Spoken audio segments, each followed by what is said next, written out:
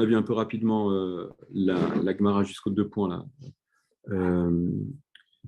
où vous vous souvenez, les Chachamim ils faisaient une espèce de dissociation du pasuk Ed Echad Loyane Benefesh et Lamout.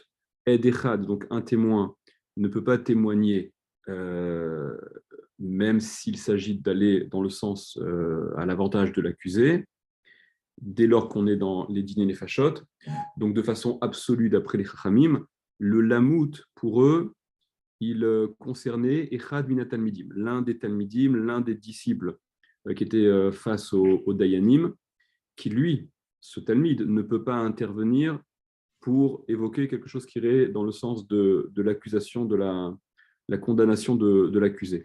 Et donc, les Chachamim faisaient cette espèce de dissociation des termes du Passouk. D'accord, c'est ce sur quoi on s'était arrêté. Et maintenant, on peut partir des 2 points.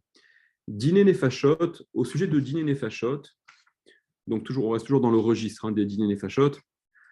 Hamlamed, donc la Mishnah dit, vous vous souvenez, celui qui va dans le sens de la disculpation, la Mishnah disait Dîner Nefashot, Akol Melam Dimsrout, Ve'en Akol Melam Dimchova.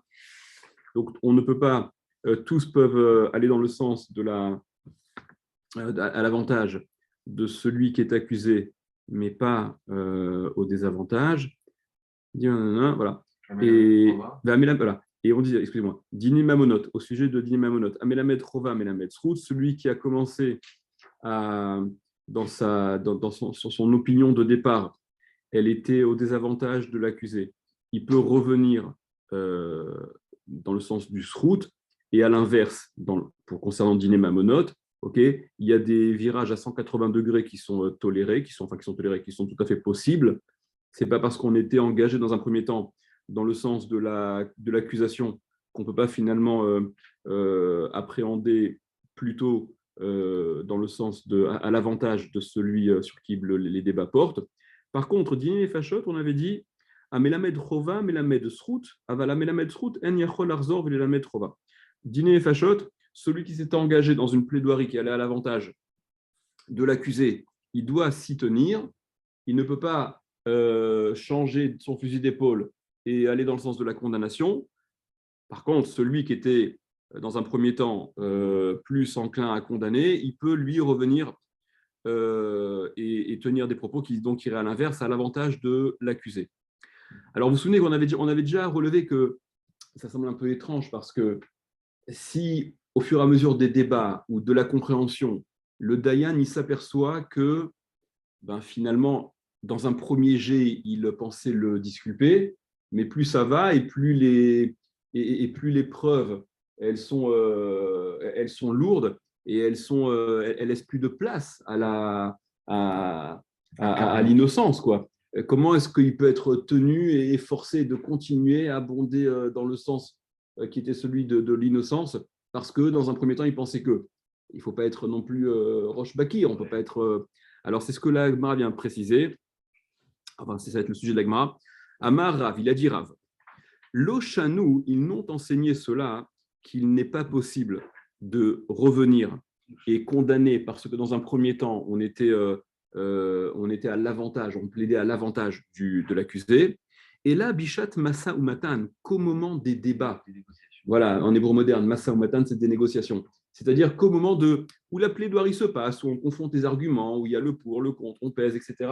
Donc, de tous ces débats-là, Aval, mais Bishat Gmardin, au moment du Gmardin, au moment de la prononciation, justement, où il faut se prononcer de façon définitive, mais Lamed Srout, celui qui allait dans le sens du Srout, qui était donc dans un premier temps à l'avantage de l'accusé, Choser ou Melamed Chova, évidemment qu'il peut revenir sur sa position de départ et trancher au désavantage.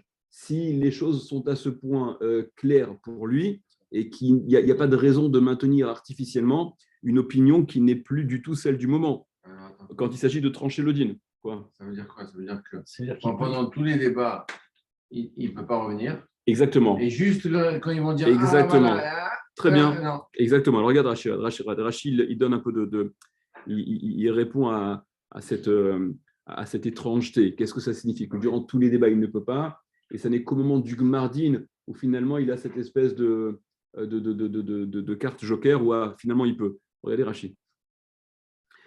Rachid, la troisième petite ligne tout en haut, là, les petites, la troisième.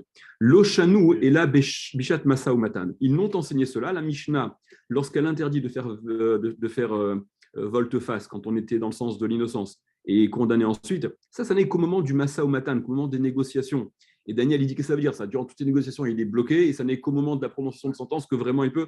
Rachid explique des Ba'inan Shiyamod Bidvarav, parce qu'on a besoin, il est nécessaire qu'il s'en tienne à ses propos de départ, qu'elle est dans le sens de l'innocence, les chazer achar ayot, pour continuer à s'employer tant que se peut à chercher les chazer, à chercher à aller trouver achar ayot des preuves, chez Maïmtsa Chizouk les akot ou l'isrout, de peur que finalement, enfin de peur, dans l'espoir peut-être que en étant obligé, même si c'est artificiel durant les débats, de s'en tenir à cette perspective-là de disculper, étant obligé de disculper, peut-être que ça va avoir pour effet, finalement, de trouver des issues de secours, donc qui iront dans le sens du srout de l'accusé, des schémas lota, parce que peut-être qu'il ne s'est finalement pas trompé. Peut-être que cette opinion de départ, elle était peut-être pas fausse. C'est pas exclu. En théorie, même s'il change d'avis, c'est peut-être l'opinion de départ qui était la bonne, et lui imposer de rester dans cette perspective-là durant tous les débats, c'est ce qui peut-être finalement lui permettra, et puis vous savez, vous avez en tête le principe qui gère tout ça, c'est que Vetsilou et Taïda, on s'emploie tant que se peut de ne pas appliquer la peine capitale, etc. Aval, Bishat, Gmardin, mais au moment du Gmardin, au moment de la prononciation de sentence, où là il faut se prononcer, chez Ripes Kvarakol, que là il a tout cherché, d'accord? Il a tout cherché, il était condamné, enfin le juge était obligé de ne rechercher que ce qu'elle a l'avantage de l'accusé. Ve'arshav, et maintenant, Niré Sheta'a, il lui semble qu'il s'est trompé, malgré tous ses efforts et toute cette. Alors, dans ces cas-là, Choser ou Mlametrova, évidemment qu'on lui permet d'aller trancher et de se positionner du côté de ceux qui accusent. En fait, on lui demande d'être posé, réfléchi. Oui. C'est à mon avis, d'après ce que je comprends, on lui demande d'abord d'écouter toutes les contradictions de façon à bien mûrir ce qu'il a en tête, et quand il est convaincu, il ne peut le faire qu'à la fin. Au moins, il aura tout écouté. Voilà, c'est l'idée. Il y a un Margaliot Ayam qui ramène un truc intéressant. Si je vous le trouve rapidement, je vous le montre. Qui ramène, regardez, par rapport sur cet enseignement de Rav. Donc c'est Rav qui a cette opinion-là, qu'il est possible de revenir de passer finalement d'avocat à procureur, puisque vous vous souvenez, les Dayanim jouent le double rôle, ils ont la double casquette. Et pouvoir finalement, au moment du Gmardin, au moment de la prononciation de sentence, accuser, malgré le fait qu'au départ on était on avait une position qui était inverse. Donc au moment du Gmardin, dit Rav, il peut condamner même si il avait commencé à innocenter. Il ramène un truc intéressant. Ouais, il ramène je crois, dans Ridouché Aran, qui pose la question, comment se fait-il qu'il y ait une opinion, on va voir par la suite, il y a une opinion qui, Birlal, n'est pas d'accord avec cette opinion de Rav là. Comment est-ce que, raisonnablement, on peut ne pas être en accord avec cette opinion-là, qui finalement, au moins au moment du Gmardin, permet de changer d'avis? On va pas être, on n'est pas condamné. Il n'y a que les imbéciles qui ne changent pas d'avis.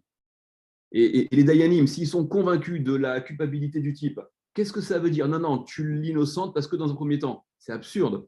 Donc, quelle est la raison de celui qui conteste cette opinion de Rav, qui ne peut pas revenir sur sa position parce que dans un premier temps, il était à l'avantage de l'accusé?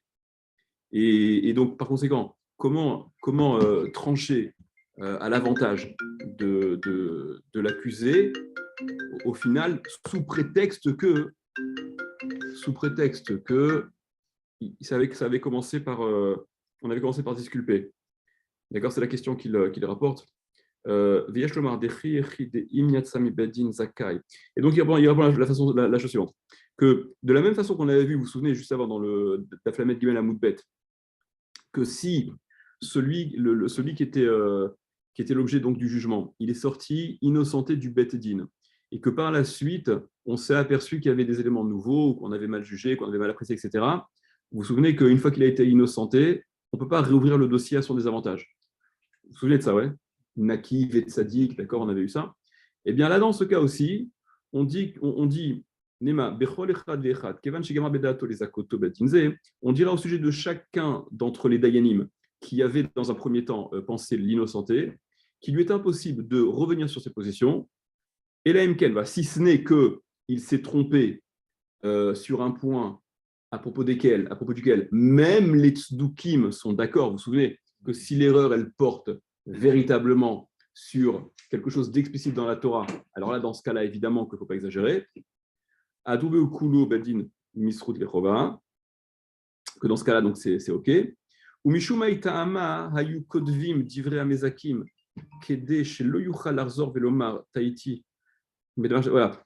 Et bon, je vous le dis un petit peu en avance, c'est pas grave, mais vous allez voir dans la suite de la Gemara qu'on rapporte que dans la plaidoirie de ceux qui accusaient, de ceux qui innocentaient, les raisons qui étaient présentées, qui étaient évoquées, elles étaient écrites par des scribes. Il y avait des sophrim qui se tenaient là pour écrire l'argument de celui qui condamne, l'argument pour celui qui innocente, et donc des espèces de greffiers, exactement. Et donc, il dit que c'est à cause de ça que se tenaient ceux qui écrivaient pour rédiger quels étaient les arguments de ceux qui innocentaient, pour qu'ils ne puissent pas revenir de cette opinion-là qui allait dans le sens, à l'avantage de l'accusé, en disant « Non, mais mon erreur, c'était sur un truc que même les tzdukim reconnaissent. » C'est pour ça que on voyait, non, ton erreur, elle ne porte pas du tout sur quelque chose qui n'est pas explicite dans la Torah. Alors, donc c'est cette opinion-là. Alors, au Mishumai Ta'ama, c'est pour cela qu'on écrivait les raisons de ceux qui innocentaient. On ne se contentait pas d'écrire un tel et un tel innocente, on écrivait un tel et un tel innocente, mais voici la raison de l'un, voici la raison de l'autre. Afin que celui qui innocentait ne puisse pas dire par la suite non, je me suis trompé, j'ai innocenté parce que en fait, j'ai pris en considération un truc qui est faux, que même les tzdukim me reconnaissent, c'est une erreur flagrante qui me permet donc de faire marche arrière. Mais d'après Rav, qui lui pense qu'on peut revenir sur son opinion au moment du Gmardin, pourquoi était-il nécessaire d'écrire l'opinion de chacun, quelle était précisément la raison pour innocenter. À Yukodim Divra Mezakim, les raisons de ceux qui innocentaient étaient également écrites. On ne se contentait pas d'écrire simplement un tel innocente. Pour pas que, bon, c'est ce qu'on verra dans la suite de la Gemara, pour pas qu'il y ait deux dayanim qui donnent la même raison, mais en s'inspirant de deux sources de la Torah différentes. Parce que si deux opinions sont identiques, mais que chacune des opinions se réfère à une source différente dans la Torah, c'est que manifestement, il y a un bug. On verra ça dans la Gemara par la suite. Mais excusez-moi. Quoi? C'est bizarre ça? C'est-à-dire que si les deux sont d'accord avec deux sources différentes, oui. C'est que l'un d'entre eux, il a forcément tort. C'est ce qu'on verra dans la Gemara par la suite. Soyez patients, on verra ça dans la Gemara. Mais en deux mots, je vous le dis, on va le voir toutes les lignes qui suivent. Mais vous comprenez bien, c'est-à-dire que ce ne serait pas très fortiche de la part de la Torah de se répéter pour dire une seule et même chose.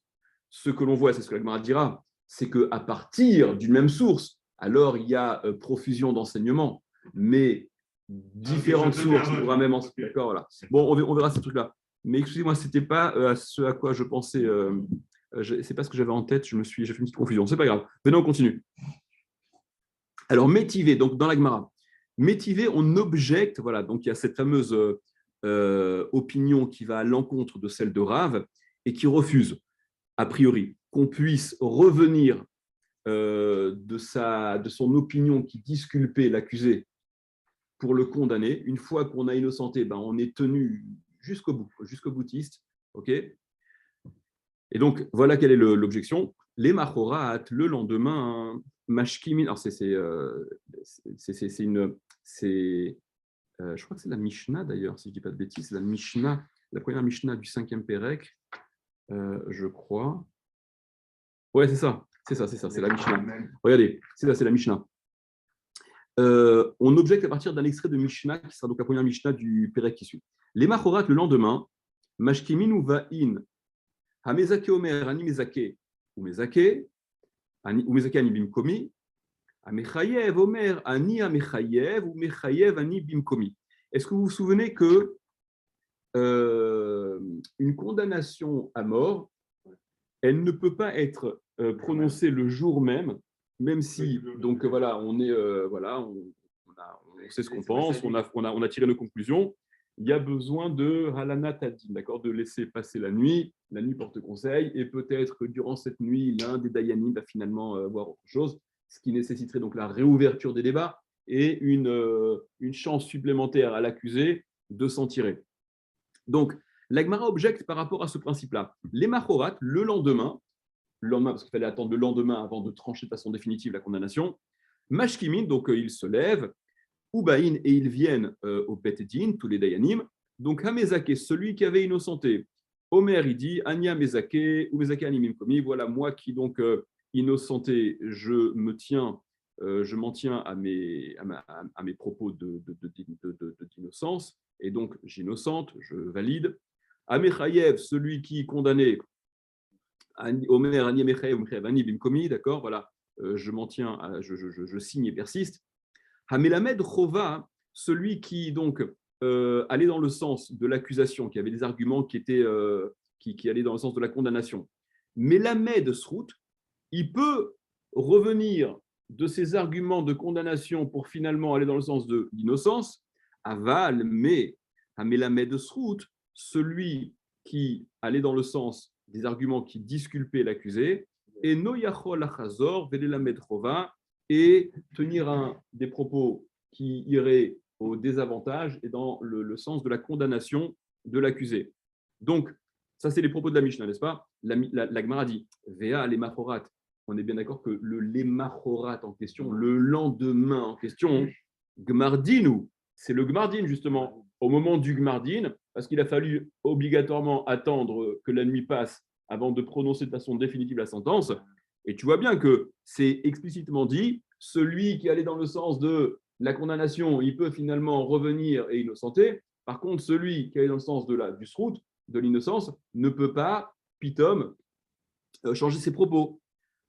Ce à quoi l'Agmara objecte, Velita Amer, mais d'après toi, c'est-à-dire que toi qui objectes cela, les Machorat, Masaoumatan, Mileka, le lendemain, c'est interdit de continuer les débats. Le lendemain, dès qu'ils se retrouvent, il faut se retrouver et uniquement dire « je condamne, j'innocente ». Le lendemain, il n'y a pas aussi un peu la place à des débats s'il y a d'autres arguments à développer, à réfléchir à nouveau. Donc, on vient de dire que oui. Quoi, on vient de dire que oui? Que pour un seul cas. Que pour les fraudes. Non, justement, là, l'objection à l'opinion de Rav, qui considère qu'on peut, au moment du Gmardin, revenir et condamner, malgré le fait qu'on était dans une position d'innocence dans un premier temps, on rapporte l'extrait de la Mishnah qui semble dire que non, c'est figé. C'est figé pour celui qui innocentait, que Amelamed Srout, et non, il ne peut pas être Melamed Chova. Okay, et donc, ça semble, l'objection considère que cet extrait de la Mishnah, elle ne cible que le Gmardin, ce à quoi la Gemara objecte. Velita Amer, mais d'après toi, le lendemain, il faut immédiatement, exclusivement, n'évoquer que le Gmardin. Peut-être qu'on peut aussi remettre sur la table certaines choses et finalement, d'accord, Velita Amer, d'après toi, les Machorat, le lendemain, Massa ou Matan, Mileka, négociation, discussion, débat, n'y a-t-il pas, c'est pas possible. Qui katane, Bishat Massa ou Matan, ce que la Mishnah elle a enseigné, qu'il ne peut pas revenir, celui qui est innocenté, en effet, pour condamner, ça reste au moment du Massa ou Matan, ça reste encore au moment des négociations. Mais quand les négociations elles seront définitivement closes, alors là, évidemment qu'il faudra trancher, et il n'y a rien qui s'oppose, et c'est plus logique à ce que celui qui innocenté, accuse finalement. Tashma, viens écoute, on va encore tenter d'objecter sur cette opinion de Rav, qui donc permet ce virage à 180 degrés au moment. Comment? Ouais, vas-y. On a vu par la suite que si le lendemain, Mhm. il y en a un qui se présente, un des Dayanim, il Mhm. ne se présente pas. Donc on peut pas. Qui ne se présente pas. Ouais. Qui Parce que fait. là, qui fait- ils se revoilent tous le lendemain Ouais. pour le Mardin, pour Mhm. dire ça y est, Ouais, ce qu'on a décidé mais hier, c'est bon. on verra demain. Mais On c'est- va c'est- voir. mais- On verra Moi, je veux que. dire, est-ce que c'est comme des tribunaux laïques ou il manque un juge? Il faut le quorum total. On verra que Donc, non seulement il ouais. faut le quorum total, mais qu'on peut même rajouter, c'est ce qu'on verra. On verra dans la Mishnah, on peut même rajouter au fur et à mesure des dayanim en plus. C'est ça qu'on a vu, ouais. D'accord, on verra ce truc. On verra ce point-là. Tashma, viens, écoute. Danin Elou Keneged Elou. Ad Sheyire Echad Mina Mechayvin, Divrei Amezakin. Ah, ok, d'accord. Voilà. On rapporte aussi toujours de la même Mishnah. La Mishnah là-bas dit également que durant donc pour ces débats-là de Din et Fashot, Danin Elou Keneged Elou, ils vont débattre les uns avec les autres, les Dayanim, et au cas où il n'y a pas la majorité suffisante pour condamner, okay, vous vous souvenez que la condamnation ne peut être décidée que s'il y a 2 voix à l'avantage de ceux qui condamnent. Okay, imaginons qu'il n'y ait qu'une seule voix. Il y a 12 et 11. D'accord, il y a 12 qui condamnent et 11 qui innocentent. Donc, il n'y a pas une majorité suffisante pour condamner. Donc, qu'est-ce qu'on fait? Eh bien, Danin Elou Keneged Elou, ils vont discuter, ils vont s'affronter, etc. Jusqu'à ce que, chez Yere Echad Mina Mechayvin, que l'un d'entre ceux qui condamnent voit, c'est-à-dire prenne en considération, soit convaincu par Divrei Amezakin, par les propos de ceux qui innocentaient. Et donc là, la Mishnah, elle semble être à sens unique. C'est-à-dire que la seule façon de trancher ce din où il y a une espèce de voilà, il y a un équilibre qui ne nous permet pas d'agir, on attend, voilà, il faut que l'un d'entre ceux qui condamnent finalement soit convaincu par ceux qui innocentaient, de sorte à faire pencher la balance dans le sens de l'innocence. D'accord? Même si on a un prêt qui innocente, on peut trancher à l'avantage de l'accusé. Donc, la Gemara dit Veimita, et si c'était vrai qu'au moment du Gmardin, celui qui innocentait peut finalement condamner, l'itne nami ipra. Il fallait enseigner aussi le contraire, que ne sera tranché le jugement que dans la mesure où, d'entre ceux qui condamnent, ils aillent, ok, il y en a plusieurs qui aillent du côté de ceux qui innocentent, ou bien, c'est plus simple, que du côté de ceux qui innocentaient, il y en ait un en plus qui rejoigne ceux qui accusent, et donc ça y est, la majorité à 2 voix plus près, 2 voix supplémentaires, elle sera obtenue pour ceux qui accusent. Donc si c'était aussi envisageable, la Mishnah l'aurait enseigné.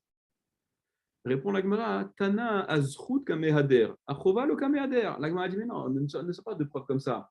Le Tana, l'enseignant de la Mishnah, il a formulé simplement le côté avantageux des choses pour l'accusé.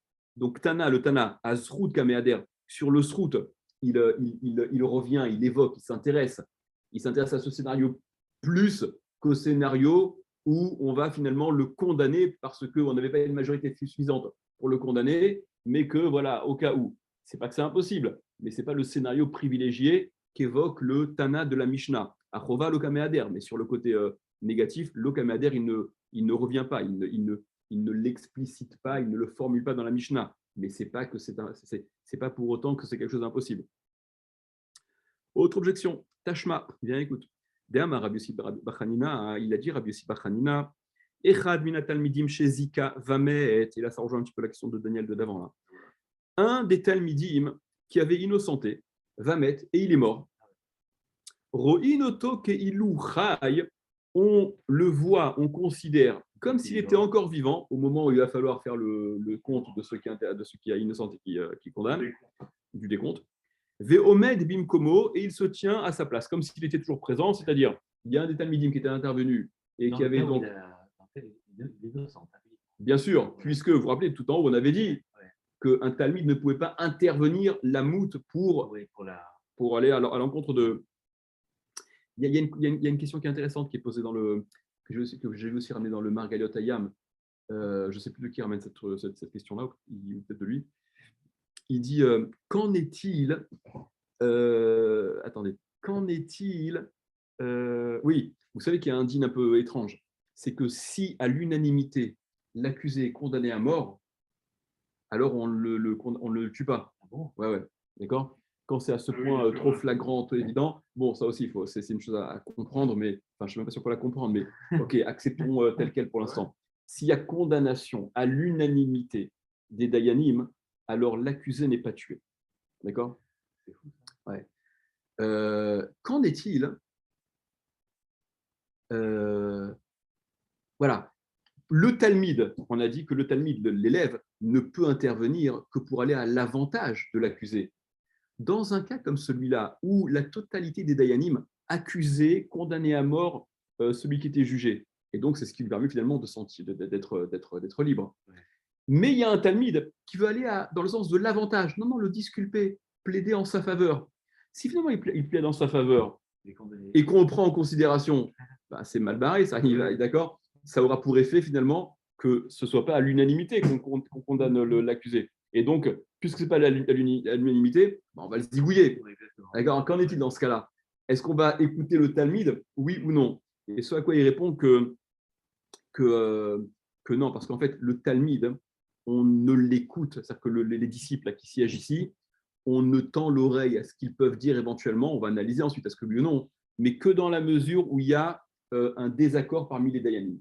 D'accord? Si à l'unanimité, on va dans un sens ou dans l'autre, voilà, on n'écoute pas, on ne va pas s'intéresser à ce que le talmide dit. Ok, bon, c'est juste une petite parenthèse. Alors, revenez à notre à cette voilà, donc il y a Rabbi Yossi Bar Hanina qui dit que dans le cas où un des talmidim qui avait innocenté et qui avait donc été écouté dans un premier temps, vous vous souvenez, mais qu'il est mort au moment de faire le décompte, on considère on va se servir toujours de son opinion pour l'additionner avec ceux qui innocentent. Alors, l'Agmara objecte contre Rav Ve'amai, et pourquoi? Pourquoi est-ce qu'on prend en considération l'opinion qu'il avait émise au moment des débats et qui reste figée au moment du Gmardin, on va faire le décompte? Nema, disons, Ilou Avakayam, que s'il était toujours vivant, à Darbe, il aurait peut-être fait marche arrière. Et donc, s'il y avait la possibilité de faire marche arrière au moment du Gmardin, il n'y a pas de raison de maintenir cette opinion-là de façon figée, absolue, comme s'il n'y avait pas de moyen de changer d'avis. Donc, apparemment, c'est à l'encontre de ce que Rav dit. Dit la Gemara, non, ce n'est pas une contradiction. Hashta miya lohadarbe. Maintenant, en l'occurrence, il n'a pas fait marche arrière. Il est mort avant d'avoir changé d'avis. Pourquoi tu veux considérer qu'il aurait changé d'avis pour ne pas prendre en considération son opinion?